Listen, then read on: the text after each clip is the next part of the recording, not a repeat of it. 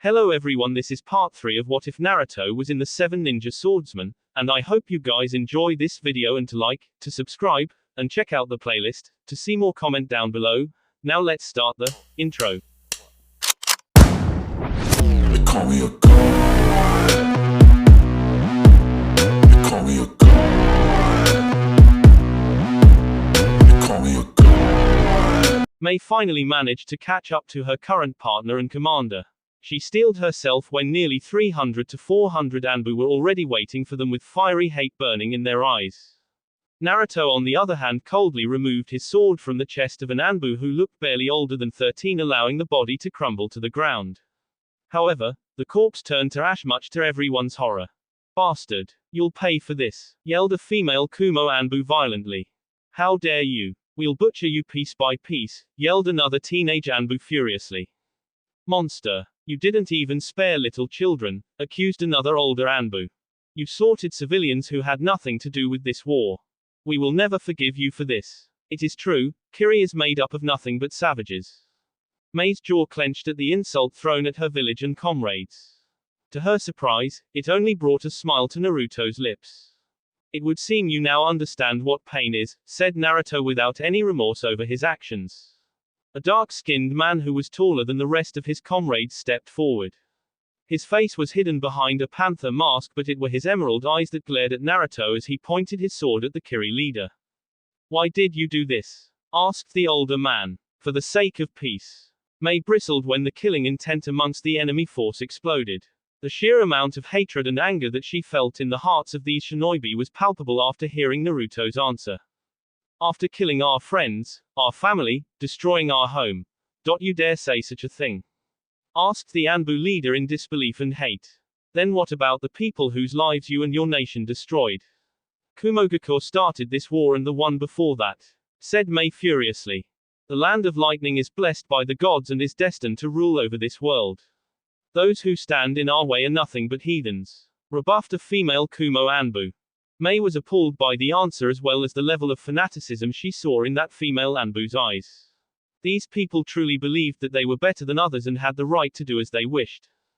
Such arrogance. Mei felt the hair on the back of her neck stand up in alarm on hearing those words from Naruto in such a cold and furious manner. When his blood-red eyes connected with her, she realized the decision he had made. "Kill them all in the most brutal way possible," commanded Naruto. Mei could say nothing but give a silent nod as she summoned forth her Biju chakra, allowing a tail to manifest from her waist. She smirked on seeing the fear that arrived in the previously confident Kumo shinobi's eyes. The Kumo shinobi instantly surrounded the twin Kiri warriors from all sides. "Give up. You're surrounded now," warned the dark-skinned panther-masked Anbu leader. To everyone's surprise, Naruto's pitch-black sword started to heat up. Mei noticed that as the ash-ridden chakra that had previously coated the sword vanished, the metal underneath had nearly melted. Even so, it was not falling apart and had given the sword a menacing look. A weapon full of hatred that burned brightly in the dark night. The sight only made quite a few Kumo shinobi take a step back, with many even flinching when Naruto looked at them all with furious red eyes. "All I'm surrounded by is fear, and dead men." The panther-masked Anbu leader gave the signal, making 24 of his comrades leap towards Naruto and Mei. The female Jinchuriki started creating her own set of hand seals when she saw Naruto grab the Tanto version of his sword stationed on his back, only to throw it straight towards the approaching Anbu force. Naturally, the Anbus managed to dodge the assailing weapon and focused back again on their targets. To their surprise, when they looked back down towards the approaching ground, only Mei was there waiting for them. Where? 3 of the Kumogakure Anbu blanched when the blonde demon appeared right behind them as he grabbed the Tanto they had dodged earlier.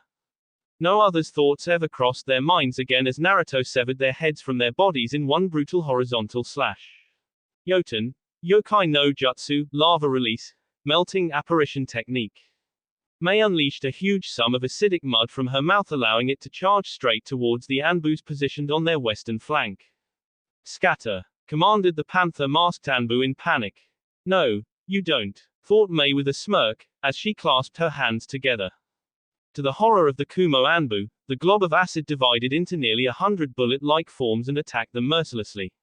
Many screamed as their vital organs were pierced before succumbing to death, while others were brutally injured. Formation U, roared the Panther Anbu. Mei flinched when the remaining Anbu force united all around her and performed a set of hand seals together in perfect unison. This is bad. To her surprise, Naruto instantly appeared by her side even as 4 more replica of him popped up around her forming a protective circle. Shadow clones, his chakra reserves are quite large. Fire style, Raging Inferno. Water style, Water bullets. Wind style, Slicing blades. Earth style, Earth bullets. Lightning style, Electromagnetic murder.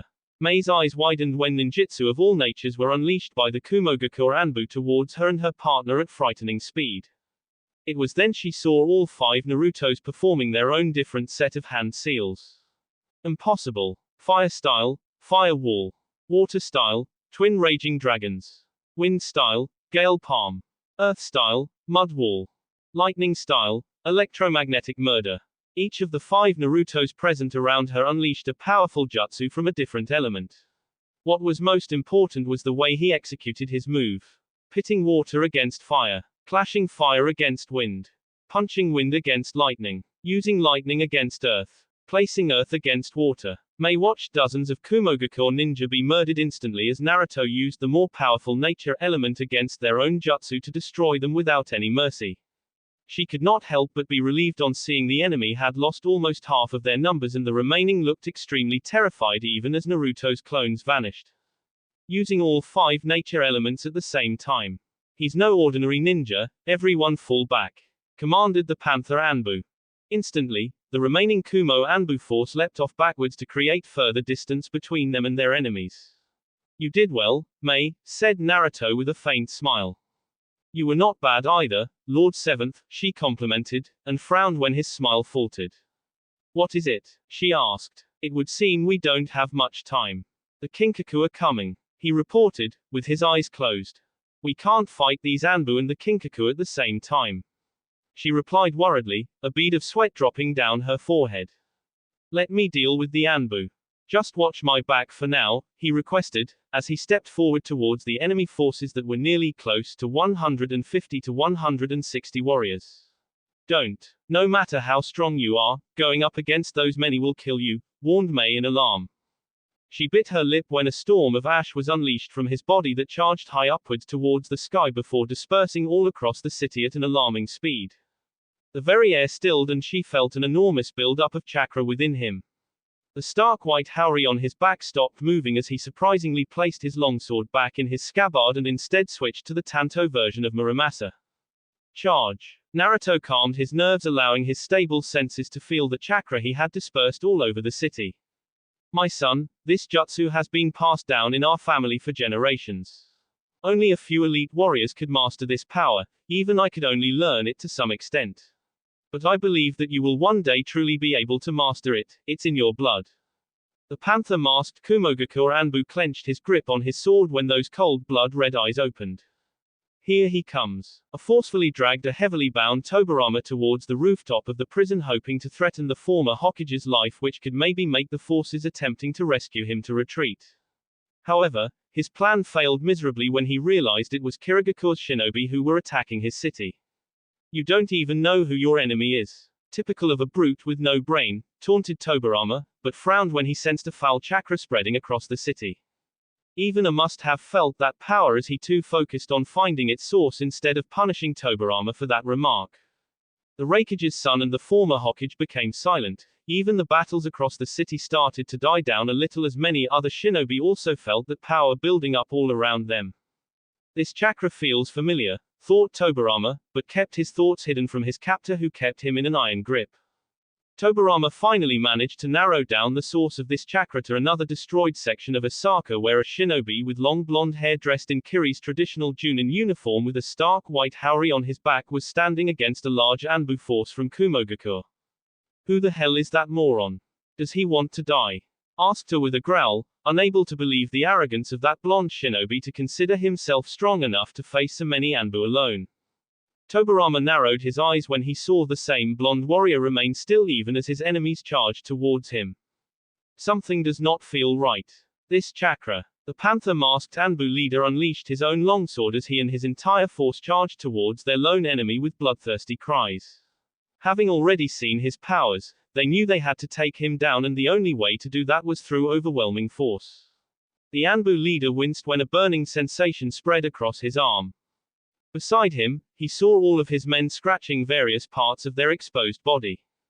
Curious, the panther-masked Anbu looked at his own right arm where that sensation was dying down. He frowned when a part of his skin had turned black, and moments later that black skin started to transform into something. What is this? He received his answer 3 seconds later when that blackened skin transformed into the sign of thunder. The symbol of an extinct clan. No, this is bad. Everyone. His eyes widened when the same blonde warrior from Kiri appeared before him in a dark flash, and it was in this moment, the panther-masked Anbu understood the reality. He was dead. I gawped openly as several dark flashes started happening all across the battlefield, and with each flash more and more of his Anbu comrades were murdered. The attacks were so fast, almost impossible for the human eye to witness. Even a Sharingan and Byakugan user may face difficulty in countering this jutsu. People with no Kekai Genkai had slim to no chance against this move. Who knew that an heir from the Namikaze clan still lived? I thought we had wiped him out in the last war, growled A. Beside him, Tobarama had froze. His eyes fixated solely on the blonde warrior who was jumping across the battlefield at speed that was lower than that of the Raikages but faster than that of most shinobi. Most of all, he keenly observed those blonde hair and that fair skin, the way he moved, his fighting style. Just for a moment, in the boy's place Tobarama saw a tall blonde-haired woman with sharp blue eyes fight against her enemies. Inoue. All these years. You. Thought Tobarama sadly. The former Hokage's eyes widened when he saw 2 entire platoons of Kinkaku forces rush towards the lone Namikaze fighter at alarming speed. For the very first time in his life, Tobarama felt fear. A feeling which was soon replaced by anger, as he knew the Kinkaku would wait for the boy to exhaust himself fully against the Anbu before surrounding him and eliminating the threat. It was the exact same strategy they had used against Tobarama himself, by making him defend himself against countless Anbu forces and attacking him at once when he was exhausted. He grit his teeth when the Namikaze warrior flashed behind a female Anbu and stabbed his tanto clean through her neck. Just as he was vanishing to his next target, a Kumogakure Anbu jumped towards him and detonated himself. The Namikaze warrior crashed several feet away with blood leaking from his head. Whatever doubts Tobarama had in his heart vanished when he sensed a familiar chakra rushing across the boy's body, and slowly his wound started to heal, stopping the flow of blood. The Kinkaku platoons had unleashed their own foul chakra and were now charging towards their target, aiming to strike him from behind.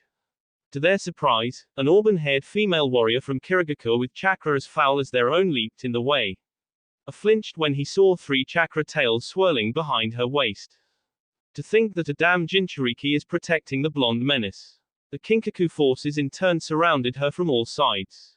Tobarama clenched his fist and cursed his own frail body for being so weak at the moment. If he managed to break the seals binding him down, he barely had enough chakra stored in his hidden seal to launch his escape. The situation was perfect given the Kumo forces were completely disarrayed. I gasped when a monstrous punch connecting against his chest. Crack. The Raikage's son was sent flying away with several of his lungs crushed as Tobarama roared out his loudest battle cry, unleashing every ounce of stored chakra in his body, which resulted in the destruction of the seals binding him down. He saw the Namikaze boy had gotten back on his feet and had started to battle against the remaining Anbu, however he was slowly getting tired as the jutsu of his consumed enormous chakra. Tobarama knew it better than anyone else. After all, he had mastered a version of this power from the same clan. Inoue, even in death, your legacy still lives inside this. Boy, thought Tobarama with a bittersweet smile, as the face of the woman he had once cared for flashed before his hazy vision. Grabbing a kunai which I had left behind, Tobarama glanced at the now unconscious son of the Raikage. To simply put it, I was not going to wake up anytime soon, if at all. Allowing his chakra to fully flow across his entire body, Tobarama's gaze turned cold and merciless as he threw that lone kunai across the battlefield. Naruto cursed as he tried his best to turn himself backwards in order to block the strike aimed at his neck from one of the few surviving Kumo Anbu. His entire body was screaming in protest and his chakra levels had dipped quite low. Still, he was too slow in his movement and the sword had almost reached his neck. I won't make it in time. Clang. He blinked when the Kumo Anbu screamed, as not only was his weapon broken apart but his head was severed from his body as a spiky silver-haired man appeared behind Naruto. The gaze met against each other only for Naruto to whisper his disbelief for the older man to hear. Senju Tobirama. Tobirama blinked in surprise when he saw those blood-red eyes once more. He looked closer and saw the boy's remaining features. Fair skin, handsome blonde hair and that face mask. There could be no mistake. Little Madara, I didn't think you would survive this long, much less change your allegiance, thought Tobirama curiously, as memories of that dark day came back to haunt him. Flashback, 10 years ago. Tobirama exhaled a sigh of relief when he saw his elder brother resting flat against the bark of a tall tree. He was wounded and looked extremely tired, however Mito was already healing the worst of his wounds by sharing her chakra and healing prowess with him. A dozen Senju and Uchiha clan warriors surrounded the first Hokage, ready to defend the royal couple with their lives if required in the dangerous and war-torn land of lightning. Tobirama, rasped Hashirama in a hoarse voice. The younger Senju instantly knelt beside his brother and placed his hand upon Hashirama's shoulder. I'm here, elder brother, replied Tobirama calmly, doing well in hiding his anger at the bastards who did this to his sibling. Can you teleport us all to the battlefield? Asked Hashirama tiredly. The battlefield? No way, are you crazy? Hashirama asked Mito furiously, as she desperately worked to heal the Hokage's wounds. The children, whispered Hashirama. What? Asked Tobirama with a frown, sensing the same question arising in their fellow comrade's eyes. Uzumaki children. A special forces unit dispatched from Azu, they rescued me from the trap and are currently stalling the enemy army, buying us time to escape, said Hashirama sadly. Uzumaki. Since when did they have a special forces unit that is strong enough to face Kumogaku's army? Asked Kagami Uchiha, son of Izuna Uchiha and future leader of the Uchiha clan now that both Madara and Izuna were gone. Many eyes turned towards Mito, who had the grace to lower her head as she revealed the secret known only to the Uzumaki clan members. After the clan wars ended, our clan had lost quite a lot of our numbers. In order to defend ourselves against Kumogaku's advances, the first Azukage put in motion a plan to create a force of extremely talented individuals who could defend Azu against impossible odds. These warriors would have special abilities powerful enough to even defeat tailed beasts if required. For this reason, they chose the best and brightest children from our clan, even experimenting on their bodies in the hopes of giving birth to new Kekkei Genkai. This was still a plan being worked upon when I married Hashirama and came to Konoha. After that, I don't know what happened. Many among the clan were opposed to this idea, as the very desire behind creating our village was to protect young children from dying needlessly in the front lines.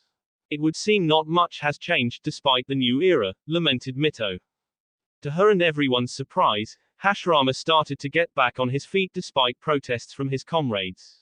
When they tried to stop him, they received a dangerous glare from the Hokage which made even Tobirama back away. Take us to the battlefield, Tobirama. Tobirama knew very well not to disrespect his elder brother's wishes when his mind was made up. One glance in Hashirama's dark eyes was enough to show his resolve to protect the Uzumaki children even if it meant putting all their lives in danger. Very well, elder brother. Everyone, join hands with each other and connect with me, said Tobirama with a sigh, as he gathered his chakra for a long jump. It would be quite the effort, but if Hashirama willed it, then Tobirama would make it happen. His brother was naive in many things and too soft, but Tobirama remembered his own two young brothers who were killed due to war. Having known that pain, he could very well understand Hashirama's desire to prevent such a tragedy from happening again. The Senju and Uchiha warriors joined hands together before they connected with Tobirama. An instant later, they all vanished from the spot. The very next moment, they all appeared on the other side of the planned jump, with almost everyone including Hashirama and Mito sprawling to the ground as they were not familiar with this type of travel. It was a good thing perhaps, as they didn't immediately witness the horror that Tobirama did. Corpses. Despite having lived through the Clan Wars era, known for mass murders and devastating battles, Tobirama still felt revolted by the amount of blood spilled before him. No. Mito's anguished scream rang across the deathly silent battlefield as the Uzumaki matriarch scrambled forward towards the dozens upon dozens of dead young children lying motionless across the battlefield. My God, they are all dead, whispered Kagami in horror. True to his statement, the battlefield was littered with corpses, most of them being from Kumogakure. Even so, Tobarama easily spotted shinobi with the Uzumaki crest on their backs lying dead. Almost all of them were in their early teens, with some even more younger than that. For each of them that fell, 24 Kumogakure shinobi had to die as well. Is there no one left? Asked Toka Senju miserably. Hashirama punched his fist furiously against the ground even as he hastily closed his eyes. Realizing the move, Tobarama also channeled his chakra, hoping to find any survivors. For long, they searched for any signs of life, only to be met with disappointment. Tobarama clenched his fist on seeing a weeping Mito cradling one of the young children against her chest. It was then that Tobarama felt it, a faint ember amongst a dying world. Eastern side, he reported, alerting his comrades. Together, they all charged in that direction, keeping an eye out for any enemy stragglers that may try to jump over them. However, the Uzumaki children had made sure not even one enemy was left alive. Hashirama narrowed his eyes when he saw a giant crater ahead of them. Sensing faint traces of foul chakra, he gestured his comrades to get behind him. Even Mito had reluctantly joined them in the hopes of finding any of her clansmen who might have survived this carnage. I still can't believe they fought against this larger force, whispered Kagami in disbelief. Tobarama had joined his brother's side as both Senjus tried to ascertain if it was safe for the group to descend down into that crater where they could sense foul chakra still present. Only when they were certain that the risk was manageable, they nodded and followed down alongside their comrades. As they approached the bottom, Tobarama's eyes widened when he saw the mangled corpse of two tails lying motionlessly. The giant cat was not visible from distance due to the smoke, but up close they all saw that she had been viciously hacked apart all across her body.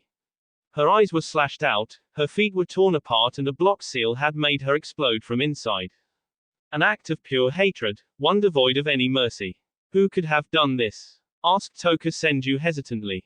It was a well-known fact that Hashirama and Mito had the power to tame tailed beasts.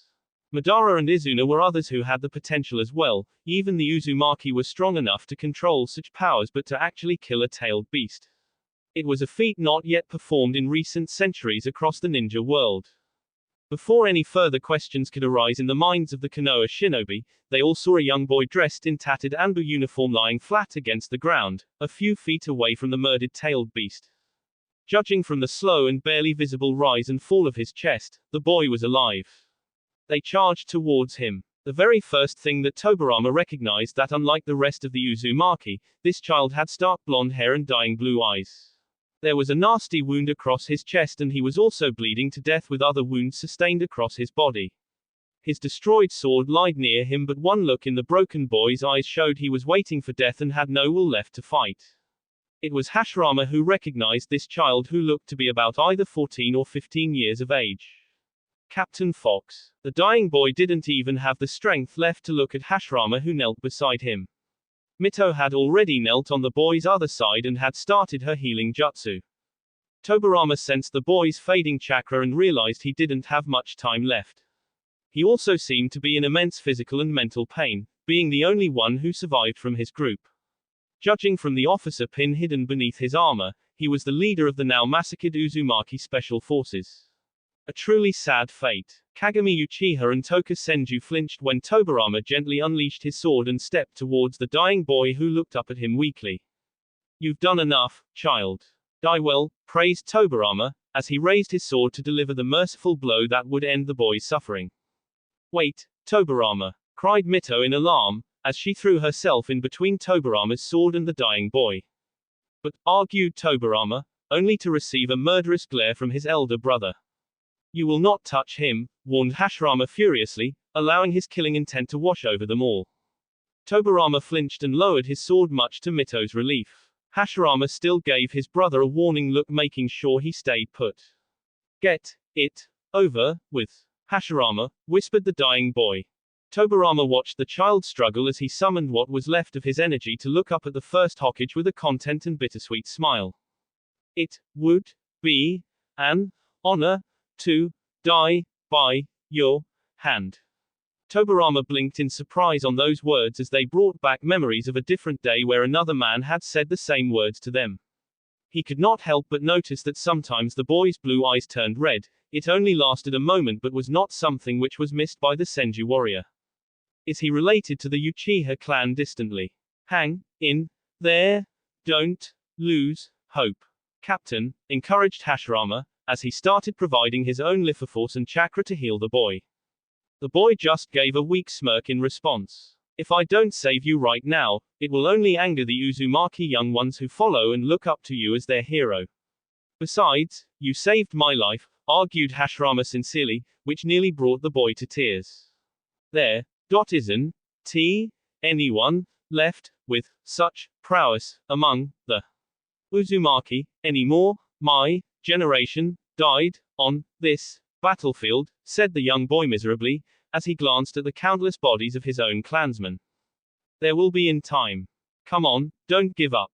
You told me about your dream, didn't you? About a world free of war? Asked Hashirama gently, even as he healed the boy's wounds by sacrificing his own life in return. Tobirama sheathed his sword upon those words from his elder brother and saw the boy glancing at a motionless younger boy with red hair lying dead a few feet away. He then glanced at the battlefield where the rest of his comrades lay dead as well. That's just impossible. You and I are no longer the same, whispered Naruto, as he stared at Tobirama and Mito along with the others surrounding Hashirama. The boy's fist clenched as he looked at the destroyed battlefield. I don't have any family left, confessed the boy miserably. I have nothing left to protect. And I can never forgive you. For it was your foolish decision to share the tailed beast with Kumogakur that started this war. My brother died for your mistakes, yelled the boy furiously, his now red eyes burning with hatred even as the effort costed him more blood. Hashirama couldn't meet the young boy's eyes, knowing very well that he was the one who gave the tailed beasts to Kumogakur, which only bolstered their confidence in themselves and their ambition to rule the world. A decision which started the First Shinobi World War, leading to deaths of young children. You've got your priorities backwards, Hashirama. It will lead this world to complete destruction one day, whispered Naruto painfully. Tobirama had never seen his brother freeze before, but upon hearing those words from this boy, Hashirama froze and stared at the child with a new feeling visible in his eyes. Madara, whispered Hashirama miserably, as he clenched his own fists. Mito and Tobirama were the only ones who knew what those words meant to Hashirama. Those were the same words said to Hashirama by Madara just before the first Hokage killed the Uchiha, something which Hashirama had only revealed to his family. Hashirama and his wife were both surprised when Tobirama knelt by their side to provide his own chakra to the dying boy's body. Why? Asked the boy. Dying here won't change anything. As their leader, it is your responsibility to carry on the dreams of your men who died. Strive to fulfill those dreams, remember what they died for and it shall give you strength, said Tobirama seriously. Keeping my brother safe was my dream, my promise to our parents. I could not protect my sibling nor my comrades, so I shouldn't, refused the boy. He was surprised when Tobirama placed a hand on his forehead and looked into his red eyes. You will be the voice of the dead. Tobirama watched the boy's eyes widen on hearing those words. The Senju didn't know why, but something inside of him hoped that the boy would understand what he was trying to say. Fortunately, it would seem they both were able to understand each other as some hope returned in the boy's eyes. I will be more than that. Flashback end. Senju Tobirama. Tobirama watched those eyes that were the same as they were years ago. The boy seemed surprised on seeing him alive, much less saving his life again. For the motherland. Tobirama faintly smiled as the boy repeated the code word used by the operatives currently stationed in Kirigakure under a joint program by Azu and Konoha. So this is the path you chose, said Tobirama calmly. Now I see why Command wanted us to attack this place. To think you would still be alive, Konoha will be relieved, said Naruto honestly with a respectful nod. Why did you chose this path? Asked Tobirama curiously, and saw Naruto stare at the sky even as he clenched his fists in fury. War is a never-ending part of humanity. However, we shouldn't pursue it needlessly unless we desire to spread only pain and hatred. My dream died with my brother and comrades, but the dreams still live in me. As long as there is life within me, I will protect the dream no matter what pain comes my way. That is my path, answered Naruto resolutely. What is that dream? Questioned Tobirama. To protect Izu and its allies. I will protect it with all my heart, confessed Naruto, earning a thin smile from Tobirama. What is your name? Asked the former Hokage. Naruto Namikaze. I believe that is a half-truth. I can see from your chakra that you do belong from the Namikaze clan, but a shinobi worth his salt wouldn't reveal his true name, said Tobirama with a smirk, earning a similar smile from the boy. I became Naruto the day I became an S. The boy I was before no longer exists. I can barely remember that name anymore, said Naruto nostalgically. Hold on to that no matter what, advised Tobirama. At that moment, they both saw Mei now being fully surrounded by quite a few differently dressed ninja unit. They were dressed in all black with heavy swords on their backs, their faces covered by blank masks and a foul chakra shrouding them. Tobirama saw the dark red sword in Naruto's hands burn even more brighter. A stark proof of his rage and hatred against the people who took everything from him. Tobirama didn't miss the fact that as the boy's hatred surged, so did his power. But there was also something else. He had been able to recognize him as Hashirama's cells lived in him from that day when the first Hokage had shared it with him. Faint traces of Mito's chakra were also present, but it was the presence of another shinobi that shrouded them all. One Tobirama knew from his past. Nadaime, in your current situation you know you will not get very far in this enemy nation. Even if you escape, the enemy will catch you, warned Naruto, as he watched the battle begin between Mei and the Kinkaku. Tobirama knew that very well as his wounds had started to reopen and soon enough he would be facing chakra exhaustion. He was not fed in days and the level of water in his body was dangerously low. Even if he ran, Kumogaku's entire army would descend on him soon to either capture or kill him. And this time he would rather go down fighting like a shinobi than die a slow death in a cell. However, that would yield no benefit either for himself or for his village. He could only hope his students had been able to protect their home as best as they could. Yet they were very young and new to war. He had to go back home to protect Konoha or everything Hashirama and he had fought for would end in vain. Then what do you suggest? Asked Tobirama. Fight alongside me and gain the trust of Kirigaku. I don't think it would look good on me or my cover if I let you escape, but I will guarantee your safety with the Mizukage. Perhaps even manage to secure an alliance between our villages in this war, suggested Naruto carefully, not sure about how Tobirama would react. Making me a prisoner again. How is that different? Asked Tobirama seriously. Kirigaku needs allies to win this war and so does Konoha. But both are too proud to ever approach each other to join forces. I want you to become that bridge, urged Naruto sincerely. Kiri will only threaten Konoha to win a more favorable deal with my life on the line. Knowing my people and my students, they would do anything to get me back. Kiri will use that, rebuked Tobirama harshly. He was stunned into silence when Naruto then told him about the state of the war and the amount of damage suffered by the Land of Fire and Izu. Knowing that Suna had also joined the Kumo-Iwa alliance made Tobirama clench his fists as he realized just how desperate his people's situation was. It was then that Naruto stepped in front of him. I saved your brother once. Hashirama believed in me and for that faith I sacrificed everything. In the event Kiri plans to misuse you or threaten your life, I will get you safely back to Konoha no matter the cost, said Naruto honestly. Why do you care about my life? I might have saved you in the past but we barely know each other, questioned Tobirama, only for Naruto to shrug nonchalantly. Believe it or not, my mother considered you a dear friend. Before she died, she told me to seek you out and serve you. Said she owed something priceless to you. I still don't know what she owed you but I will do my best to keep you safe, Nadaime, promised Naruto. I would have approached you earlier had my little brother not asked me to stay with him in Izu and fight its enemies. Well, it doesn't matter now, what do you say? I know it's not much but this is all I can offer. Tobirama felt his heart skip a beat when he saw Naruto smile and in that moment a haunting feeling came back to him. Was her name Inoue Namikaze? Asked Tobirama hesitantly, and this time it was Naruto who was surprised. So you do know her?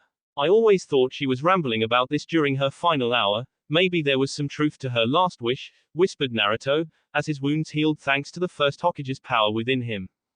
He looked back at Tobirama and was further intrigued when the former Hokage had a truly nervous look in his gaze. How old are you? Asked Tobirama. 24, answered Naruto, now confused with such a question being asked of him. He was distracted when he heard Mei scream and he realized the danger they were all in as the foul chakra from the Kinkaku was now starting to spread. Tobirama watched Naruto turn around towards the Kinkaku as he raised his sword. This time I will protect my comrades. With that determination, the boy vanished in a dark flash. Most people wouldn't be able to see the movement, but Tobirama could now see things that he previously couldn't. That faint power he had felt inside of this boy, one that was carefully concealed and something that Tobirama only now realized. It was his own power. There is no greater honor than to die to protect your family and home. He remembered his father's smile and solemn words in that miserable hospital room. Even when his body had given up, his spirit had not. There was no regret in those eyes as the man died with a smile on his face. I'm so proud of you. I wish we could have spent more time together. Remember what I said about Tobirama. And look after your little brother. Promise me. He had cried tears of blood that night on seeing his mother meet her end before his very eyes. Until the very end, she had protected him, even giving her life for him and dying with a smile on her face. You are the savior of our people. I know you can do it. His little brother's final words tore his heart apart as he watched his last family die with a smile on his face. Time after time, his heroes, his family, his friends, his comrades, they died trying to protect their home against people whose ambition knew no limits. Those sacrifices gave birth to endless pain and anger. Most of all, it gave the most powerful feeling in his heart. Hatred. Kinkaku. Mei felt a chakra even more sinister than her own monsters get unleashed across the entire city. It consumed everything in its path, threatening to drown it all in endless agony. The killing intent, she had never felt so much anger and hate before in her life. Even the Six Tails' wrath paled in comparison to this feeling. It was not just her, but every single shinobi from both sides who were affected to the point that the fighting had stopped as each of them tried to sustain themselves against this power. She could already see many of the younger and less experienced shinobi from Kiri falling to their knees and grasping their chest in pain. Her eyes then narrowed down upon the direction from where this power was born. She froze. There in front of her stood Lord Seventh, except for the fact that he no longer resembled the man she knew. Those once blue eyes were now pitch red, having been consumed in hatred and pain that only sought to inflict agony. But most of all, she felt his pain. A never-ending fire that burned his heart day and night, threatening to torture him till eternity. A man consumed by darkness. Dark chakra more closer to ash was emerging from his body and hovering around him like a protective parent. But it was the sword that terrified her. With every passing second, it was growing more and more red to the point that even from this distance she could feel the heat contained in that metal fueled by Naruto's rage and hatred. It's him. Can't believe he still lives after that battle. Demon killer. This is bad. Were dead. Mei blinked on hearing that terrified chattering among the most feared special forces unit in the world. They had laughed at her and her power even when she summoned the Biju's chakra against them. But now, she could see real fear in their eyes, and it was soon followed by red smoke bombs going off in the air. Tobirama blinked when he saw the remaining Kumogakuo forces instantly abandon the fight and run for their very lives. The 7 ninja swordsmen and Kiri forces gave chase but were stopped when the Kinkaku units got in the way to cover the retreat of their comrades. Angered by the intervention, dozens of Kiri Anbu and Junin rushed forward to butcher their enemies but were stopped when Manjutsu stepped in between and looked at them sternly. Stand down, commanded the Hozuki heir. Like hell. The female hunter and the ninja around her gasped when Manjutsu cracked her mask with a single stroke of his sword and looked at them all coldly. Next one takes your heads, warned Manjutsu icily, making many step back. The Kiri force soon started to make way, allowing their commander to walk forward and join the remaining swordsmen, who looked at him warily. "Do you want us to let those bastards escape?" asked Zabuza irritatedly, as he pointed at the fleeing Kumo forces led by one of the Gold and Silver brothers. One of the fleeing Kumo Anbus had also managed to grab a wounded A from the prison and was now running away. "Let them run. I'd be surprised if the Raikage does not kill them himself. More importantly, I will not allow our men to venture deeper into Kumo territory without any backup. Let me deal with these bastards. You guys take the second Hokage into custody. He is far more valuable than these cowards," ordered Naruto, looking directly at Manjutsu, who didn't need any more explanation as he glanced at Tobirama with a surprised look. "Let's go," commanded Manjutsu, taking almost all the swordsmen and most of Kiri's forces. Only Zabuza remained by Naruto's side. The bloodthirsty grin from the man's face was not missed by Naruto, as he too gave a cold smile devoid of any mercy. "Kill them," ordered Naruto, earning a grin from his partner. "Gladly, Lord Seventh," answered Zabuza teasingly. Tobirama didn't move even as he was surrounded by hundreds of Kiri shinobi, for his eyes were fixed upon only one warrior. What these people didn't understand was the fact that perhaps he was the only here who could truly understand the depth of Naruto's pain that gave birth to this hatred. This chakra, there is no mistaking it. He has the blood of the Namikas, Senju and Uchiha in him. The body and mind of a Senju and Namikas, but the heart of an Uchiha. He saw Naruto charge towards the Kinkaku fearlessly. Tobirama had never seen any Kinkaku cower when they faced him, but now they were afraid as their death charged towards them. These shinobi remembered that the boy who murdered Abiju was alive and was now hunting them down. There was so much power in this boy, so much that it scared Tobirama. But inside the boy's heart, the former Hokage felt an endless sorrow and emptiness. A void that was as pitiful as that broken Sharingan of his that never truly awakened. He watched as Naruto unleashed a hail of ash from his body that surged towards the Kinkaku platoon. Half of them managed to jump away, but the remaining were surrounded in that small storm. Tobirama's eyes widened when Naruto clenched his fists and all those men and women were set on fire. Their screams were raw and bone-chilling as they were burned alive in those vicious flames. The surviving Kinkaku roared in fury as they charged towards Naruto, but two of them were instantly cut down as Zabuza appeared behind them. Naruto met his first opponent soon enough as the female Kinkaku attempted a wide horizontal slash towards his chest. The Kiri commander simply blocked the attack with his burning red sword, which led to the shattering of his enemy's weapon. A permanent terrified expression was etched across the female Kinkaku's eyes as Naruto plunged his hand clean through her chest and tore her heart out, killing her instantly. Unfazed by the brutality that he had inflicted, Naruto surged forward to slice down two more Kinkaku in half as they were trying to kill Zabuza from behind. Only 7 more Kinkaku were left, and they all were now wielding twin swords that now burned with their foul Biju chakra and lightning. Zabuza was about to move forward when Naruto stopped him. Instead, the Kiri commander himself calmly walked towards the last of his enemies. They all charged towards him at once with ferocious roars. Tobirama narrowed his eyes when he saw the sword in Naruto's hand burn more and more red with every passing moment. He extended his sensory powers fully and his eyes widened. It's calling out to his hatred and using it to fuel its power. But it is also consuming his life force, a cursed power. But a power with no match, which made its user nearly unstoppable. It spread across Naruto's entire body, making his stark white haori turn dark and transformed the kanji of Lord Seventh to red as well. The 7 Kinkaku unleashed a storm of shuriken towards their sole opponent, who didn't stop moving towards them and easily deflected the projectiles with his deadly sword. However, it allowed them to close in on him and surround him from all sides. Naruto bent himself to one knee and raised his sword to block all 14 swords that arrived at him from upwards. From his other free hand, he grabbed his tanto from his back once more, making the Kinkaku curse. All but one of them swiftly jumped away as Naruto twisted himself to stab the tanto clean through one Kinkaku's neck. The man collapsed dead without any scream ever escaping from his body. "Use your hatred and destroy these creatures." The voice called out to him once more, promising all the vengeance he desired.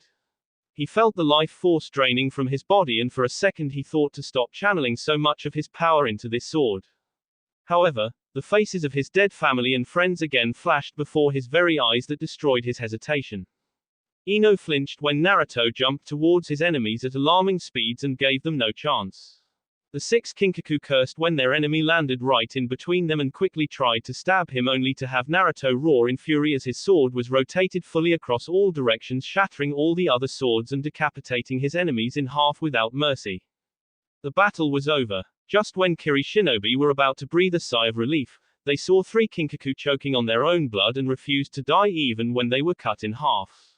The remaining 3 had died instantly. Even the most hardened shinobi would have given these suffering creatures a merciful death. Manjutsu knew there was good in Naruto. This same man had shown compassion to his own comrades, but for these people he seemed to have no mercy in his stone-cold heart as he shrouded the moaning warriors in ash and set them on fire, making their screams chill every surviving soul across the city. Naruto never smiled even as his arch-enemies died screaming in agony, for it was not enough. His furious eyes landed over the hundreds of civilians cowering in their homes, having been abandoned by their own shinobi. His hatred burned once more as he walked towards the remaining half of the city with his sinister sword. He saw the fear in their eyes as they saw the death in him. A firm hand was placed on his shoulder. He glared furiously at the person who had dared to stop him from having his vengeance, but the person glared back at him with equal cold eyes. Enough. Tobirama channeled his own calm and soothing chakra into the boy and felt some of the hatred that clouded his heart begin to fade. The sword howled in protest and Tobirama swatted the weapon away from the boy's hand. That was when the sky-blue eyes of the boy returned once more. There is still good left in you. Don't lose yourself to your own darkness, advised Tobirama gently. Tobirama keenly observed as Naruto's eyes widened in horror as he saw the carnage he had wreaked across the entire city. He had butchered half of the population along with so many shinobi, and now that the hatred had faded, all he felt was sorrow and shame. I ask you to be the voice of the dead, but for that to happen your soul doesn't have to die as well, admonished Tobirama. They killed my family, counted Naruto furiously, as he again remembered his father, mother and little brother. And how many families did you slaughter in return? Tobirama felt the fight inside the boy die when he himself saw the other half of the city that he had turned to dust in his anger and hatred. In doing so, he had killed so many families. A family like his own. The truth of his actions hit the boy hard as his eyes teared up. Tobirama felt the conflict inside Naruto as his light and darkness warred against each other, which only left him even more broken.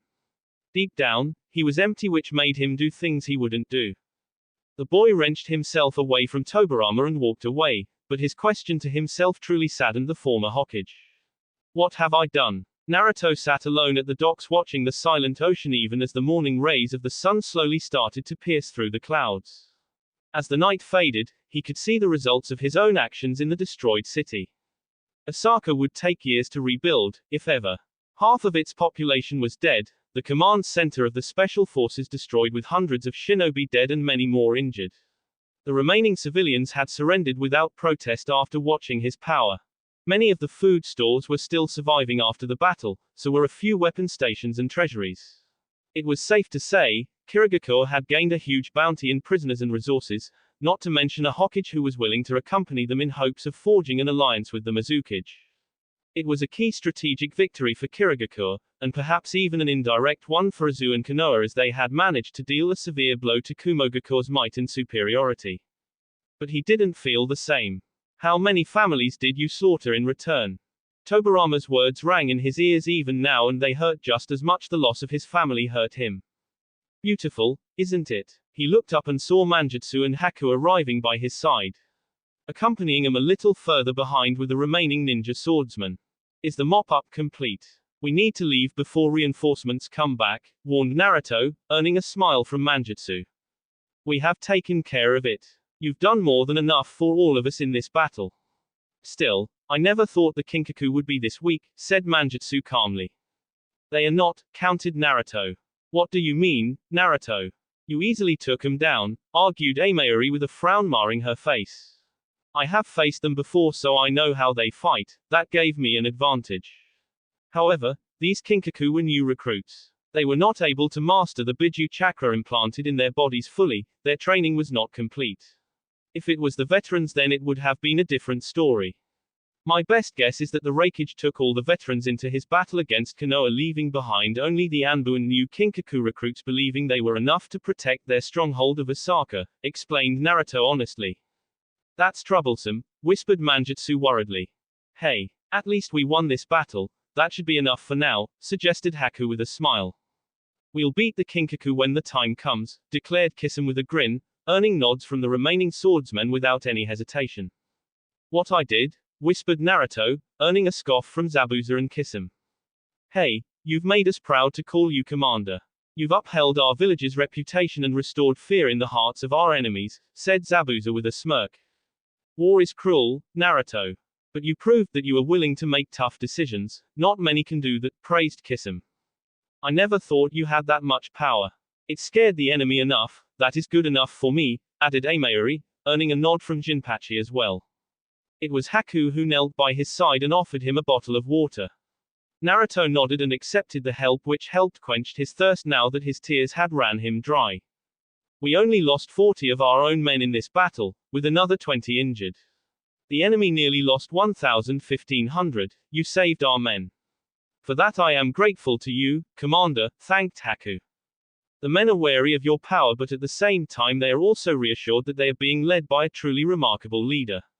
You're a powerful ninja, Naruto, but more than that you are a dangerous commander whom I would not want to face in battle, remarked Manjutsu with a smirk.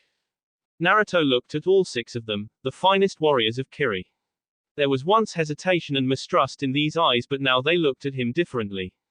His actions had changed the views on him, maybe even ignited something close to friendship.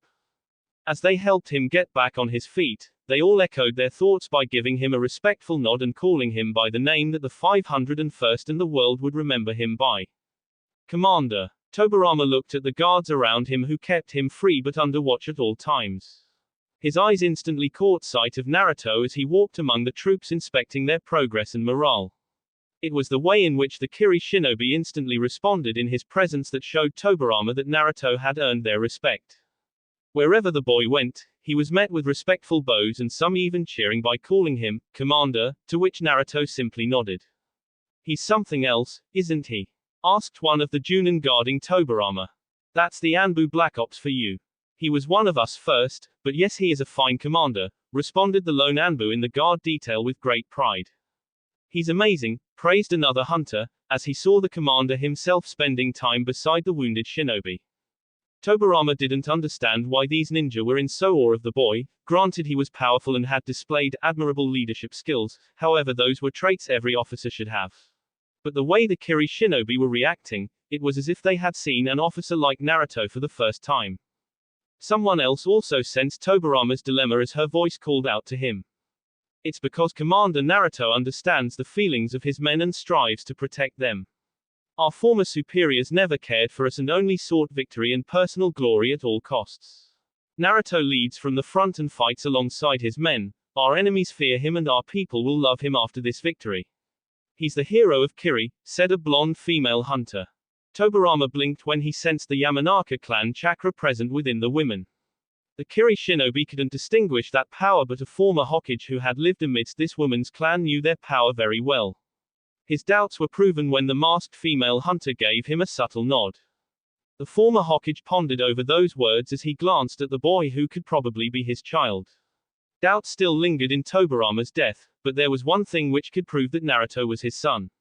The boy would never allow him to test his blood, but there was one fact that Tobirama had only shared with Inoue Namikaze, a fact that could still be true as Naruto had confirmed that his real name was in fact not Naruto. If Tobirama could make him confess his true name and if it turned out to be what he believed. He looked at the boy again, who was possibly not even aware of his true identity. If Tobirama's doubts were proved, then Naruto was not only the last surviving member of the now extinct Namikaze clan but the heir to the Senju clan as well, now that Hashirama's sons and grandson had perished. Hashirama's granddaughter still lived, but the clan demanded a male heir to lead them. They had been pestering Tobirama to settle down quite adamantly, only for him to refuse them every time. If this boy was truly his son, then he belonged with his people. He belonged to the Senju clan and his father. But there was something about the boy, something about his powers, that scared Tobirama Senju. Tobirama. He blinked on hearing his long-dead elder brother's voice. Frantically, he looked around only to see himself surrounded by his Kiri guards. Tobirama closed his eyes hoping he was being delusional, but the same voice called out to him again.